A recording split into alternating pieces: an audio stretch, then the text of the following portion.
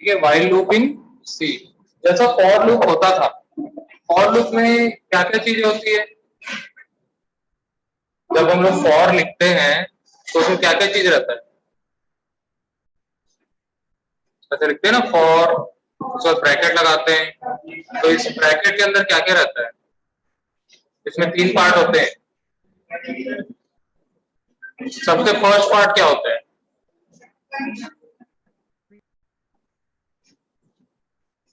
सबसे पहले क्या क्या करते हैं, एक कंडीशन।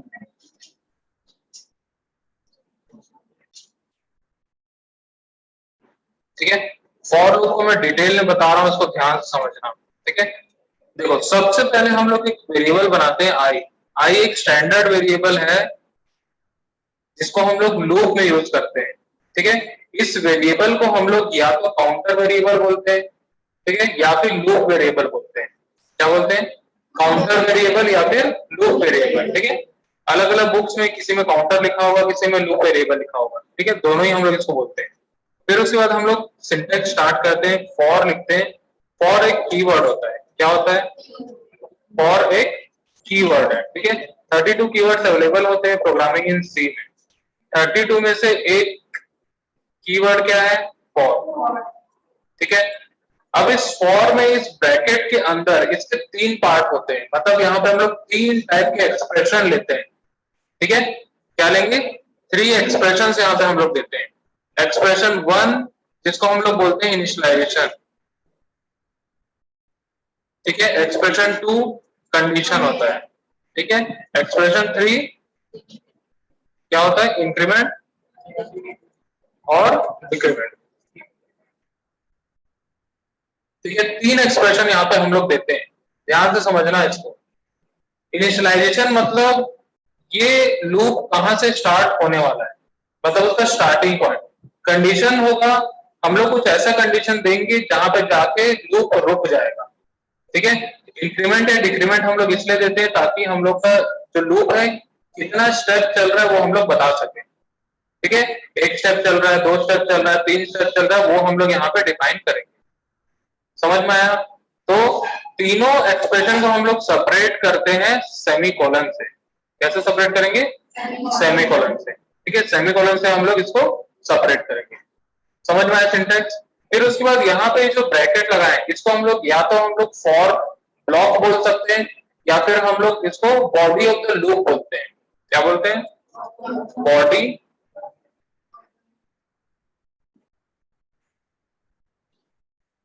Of the loop. ठीक है, इसको क्या बोलेंगे हम लोग, बॉडी ऑफ द लूप। ठीक है, ये इसका सिंटैक्स है।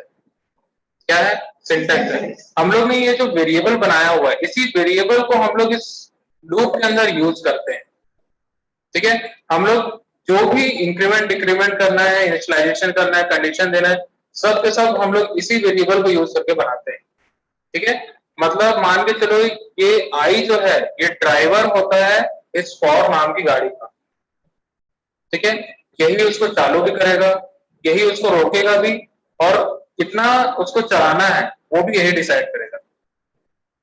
ठीक है, और उसमें कौन सवारी बैठेगा वो कौन डिसाइड करेगा, बॉडी ऑफ द लूप। ठीक है, समझ में आया। अब यहाँ पे मान के चलो हमने एक वेरिएबल दिया आई जो कि हमारा लूप वेरिएबल है। ठीक है, अगर मान के चलो हमें लूप 10 बार चलाना है तो हम लोग क्या करेंगे, कैसे लिखेंगे, लिखेंगे फॉर, ठीक है, ब्रैकेट के अंदर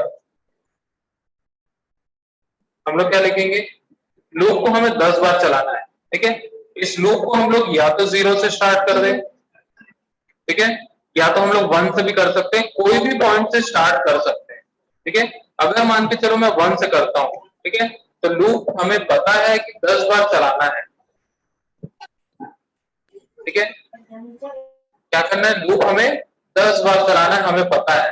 ठीक है, जब हमें पता होगा कि लूप कितने बार एग्जैक्ट चलने वाला है तभी हम लोग फॉर लूप यूज करेंगे। ठीक है, पहले से नंबर ऑफ इटरेशन हम लोग को पता होगा। इटरेशन मतलब ये लूप कितने बार चलने वाला है, वो पहले से हम लोग को अगर पता होगा तो हम लोग फॉर लूप का यूज करेंगे। अदरवाइज अगर नहीं पता होगा तो हम लोग व्हाइल या फिर डू व्हाइल का यूज करेंगे। ठीक है, अभी हमें पता है कि लूप कितने बार हमें चलाना है, 10 बार चलाना है। तो लूप वेरिएबल की वैल्यू जो है वो 1 से स्टार्ट हुई है। ठीक है, कहां तक जाएगी, 1 is less than equal to 10। ठीक है, तो 1 से स्टार्ट हुआ है और कहां तक जाएगा, 10 तक जाएगा, मतलब i is less than equal to 10। i की वैल्यू जब तक 10 रहेगी, मतलब 1 होगा, फिर 2 होगा, फिर 3 होगा, 4 5 6 7 8 9 10, 10 तक चलेगा। जैसी 10 से बड़ी वैल्यू हो जाएगी, ये कंडीशन फॉल्स हो जाएगा और हमारा लूप जो है वो रुक जाएगा। ठीक है, एग्जिट हो जाएगा। ठीक है, अब कितना स्टेप चलना है वो यहाँ पे हम लोग इंक्रीमेंट से बताते हैं। हम लोग यहाँ तो इंक्रीमेंट ऑपरेटर लगा देंगे, या फिर i+1 भी ऐसा लिख सकते हैं, i इक्वल टू i+1 भी लिख सकते हैं, लेकिन हम लोग के पास इंक्रीमेंट ऑपरेटर है तो हम लोग i++ लिखेंगे। ठीक है, समझ में आया सिंटैक्स। अब हम लोग को मान के चलो कोई भी स्टेटमेंट अगर प्रिंट करना है, जैसे मान लो प्रिंट करना है हमें हेलो, वो हम लोग इसमें बॉडी ऑफ द लूप में दे देंगे। ठीक है, तो अब ये हेलो जो हमने प्रिंट किया वो कितने बार प्रिंट होगा, 10 बार प्रिंट होगा। ठीक है, समझ में आया अभी। तो हम लोग को अगर बार बार एग्जीक्यूट कराना है कोई भी स्टेटमेंट, ऐसे जरूरी नहीं कि हम लोग एक ही स्टेटमेंट दे रहे हैं, हम लोग इसके अंदर पूरा का पूरा प्रोग्राम छाप सकते हैं, वो प्रोग्राम को बार बार रन करते रहेगा। ठीक है, वैसा भी हम लोग कर सकते हैं। क्लियर, तो कोई भी स्टेटमेंट को अगर हम लोग को रिपीट करना है, बार बार एग्जीक्यूट करना है, तो हम लोग लूप का यूज करते हैं। ठीक है, समझ में आया कि नहीं आया, आ गया। सेम अब फॉर लूप जैसा काम करता है, सेम जो है वो व्हाइल लूप भी काम करता है। ठीक है, देखो while loop is also known as pre tested loop. ठीक है, इसको हम लोग प्री टेस्टेड लूप बोलते हैं।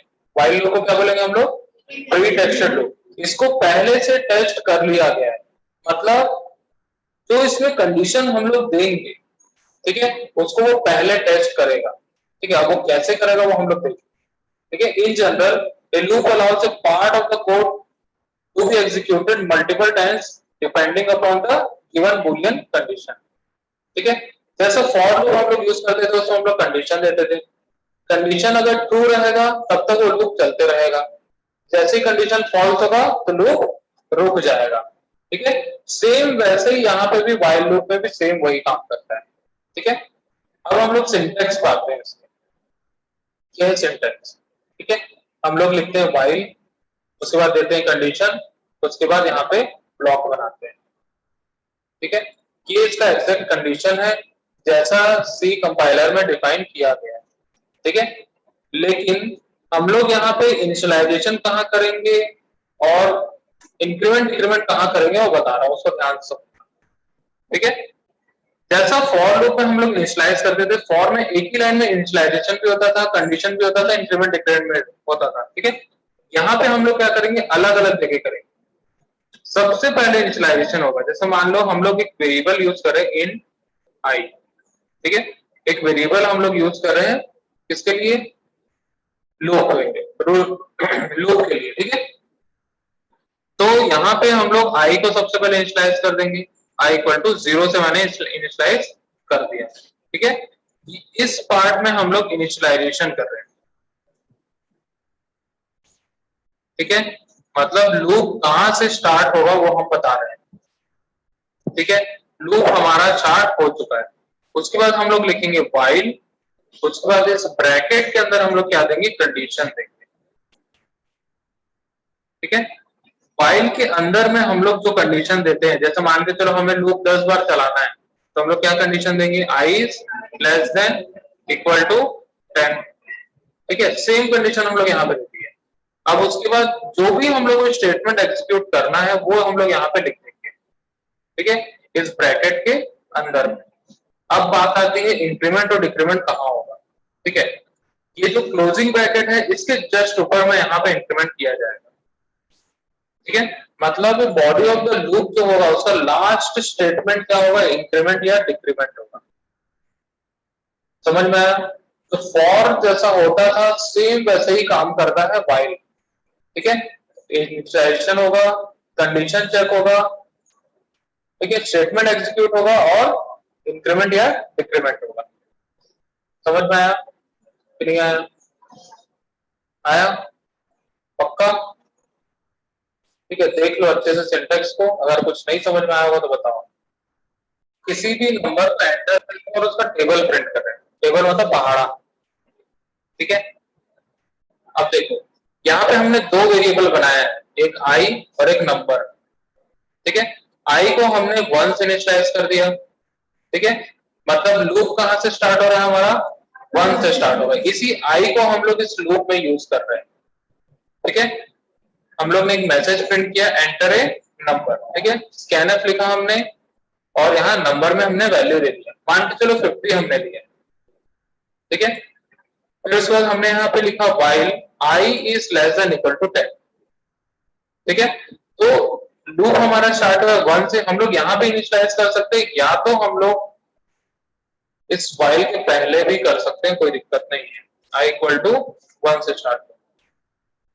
ठीक है, अगर सिंटेक्स में दिक्कत हो रहा होगा, क्योंकि यहाँ इनिशियलाइज करे या यहाँ इनिशियलाइज करे, बातें की है, वैल्यू इनिशियलाइज होने से मतलब है।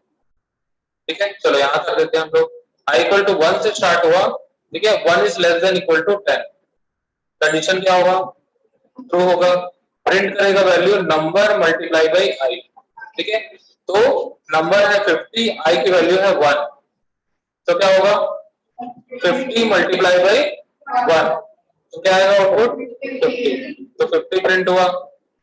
ठीक है, फिर वैल्यू इंक्रीमेंट होगा, आई प्लस प्लस।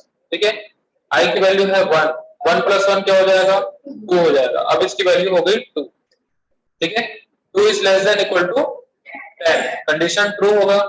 फिर इस ब्लॉक पे आएगा और यहाँ पे प्रिंट करेगा नंबर मल्टीप्लाई बाई आई। ठीक है, नंबर की वैल्यू है 50 और आई की वैल्यू है 2। 50 मल्टीप्लाई बाई 2 कितना होगा?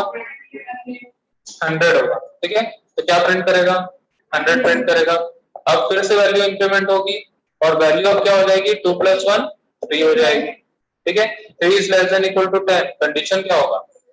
ट्रू होगा। ठीक है, ट्रू होने के बाद ये ब्लॉक एग्जीक्यूट होगा और यहाँ पे प्रिंट करेगा number multiply by I. Number है 50, आई है 3, तो 50 मल्टीप्लाई बाई 3 कितना होगा?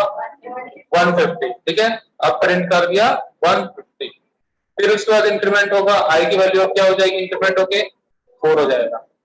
ठीक है, ऐसा तो नहीं लग रहा कि यहाँ मैं इंक्रीमेंट बोल रहा हूँ, यहाँ चेंज कर रहा हूँ।